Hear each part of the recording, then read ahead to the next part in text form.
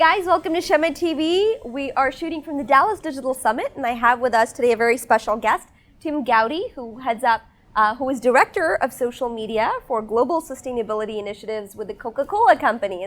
And Tim was a speaker here today, so thank you so much for being with us. You're very welcome, thank you. So Tim, I was so excited to speak with you because you have a big initiative, right? Which is you have to tell the stories of all the good stuff that Coca-Cola does. But the thing is, you guys have lots of stories, you do lots of projects. So really I was hoping we could have a conversation around storytelling and best practices. And what are some of the lessons you've learned using social media as platforms to tell your stories? Well, it's actually a fascinating journey that over the last 2 years, we have systematically gone about a sort of iterative and a learning journey on how to best share and spread our sustainability stories. So what we did about 2 years ago is we actually pitched an idea internally to our leadership team and said, if we invested this amount of money, we could guarantee you that we reach a certain number of consumers. And the idea that we pitched is let's use social media as a dedicated media channel. We didn't have a lot of money. We were like a little sort of bunch of entrepreneurs as a startup within the company.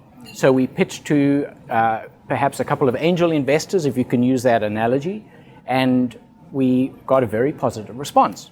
So our mandate was, right, go ahead and share and spread the stories. So what we would do and how we went about it in the beginning is the stories are not from us. We actually reach out to the countries around the world, to the Coca-Cola offices in many, many different places.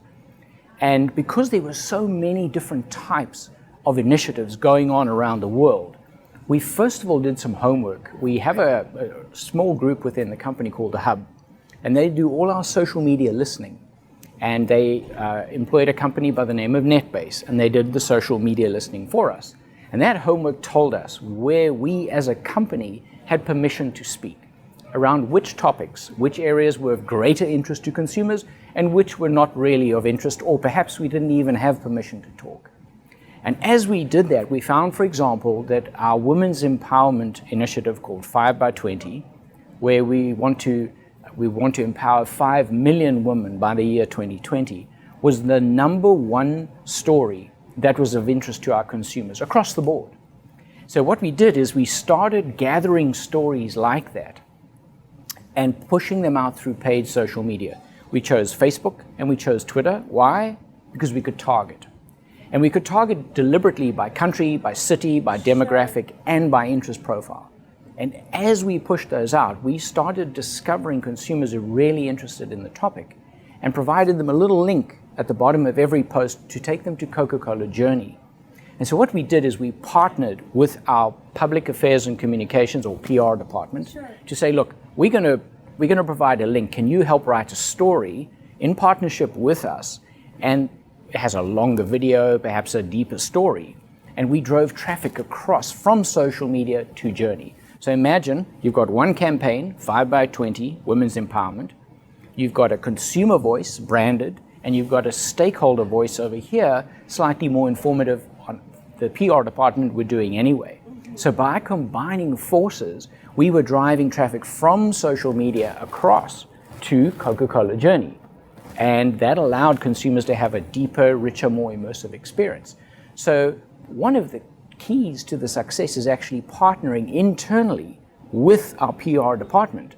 They were happy because we were driving traffic across to their website, and we were happy because we were discovering a different type of consumer that otherwise would not have gone to Coca-Cola Journey. But when they arrived here, they were spending a longer amount of time, they had a lower bounce rate, and they would start to explore the website and go, oh, we didn't know Coca-Cola is doing this with water in Africa or helping women in India. And so they would spend a longer period of time. So it was a win-win for both parties. A couple of things that I'm taking from this as you're sharing, the listening part, how many organizations jump in. We talk to clients who tell them the same thing. You have to listen, you have to see.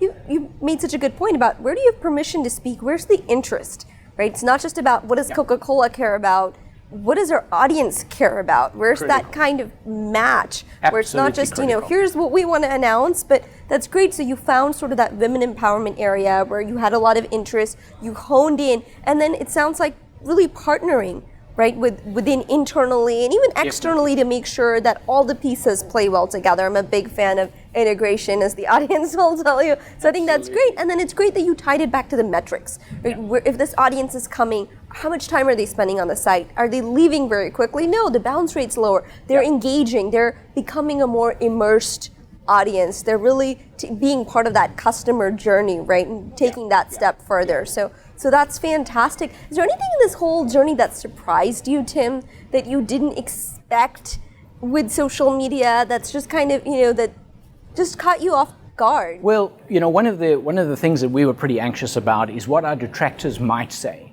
So we're talking about the good that we do. We're talking about how we are providing fresh, clean drinking water in Africa. We're putting up these, what we call shop in a box. It's called Eco Center, where it has solar power, it provides Wi-Fi, they actually sell product, they provide fresh, clean drinking water and power. There are a number of these across the world, Asia, Africa. What would our detractors' reaction be to that?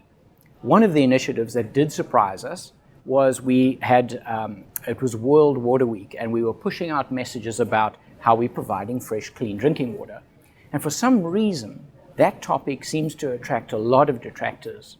And they start beating us up on this. The thing we noticed, because we targeted South Africa, UK, Canada, US, we found that the people in Africa were actually defending the Coca-Cola company in these, in these responses.